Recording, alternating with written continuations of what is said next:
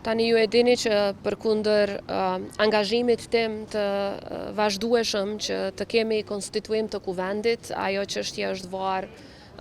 kryekput nga vullneti i partive politike dhe i deputetëve të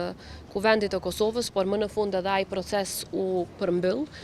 Kemi kuvend plotësisht të konstituar dhe pas asaj unë me një herë të nesërmën kam mandatuar kryeministrin në detyrë, i cili është nominuar nga partia e parë që ka dalë nga zgjedhjet e 9 shkurtit si kandidat për kryeministër. Unë shpresoj shumë që do të kemi sa më parë qeveri të Republikës së Kosovës me mandat të plot kushtetues, sepse siç e dini qeveria në detyrë ka kompetenca të limituara sipas ligjit për qeverinë dhe kjo pastaj e pengon jo vetëm punën e qeverisë, por e pengon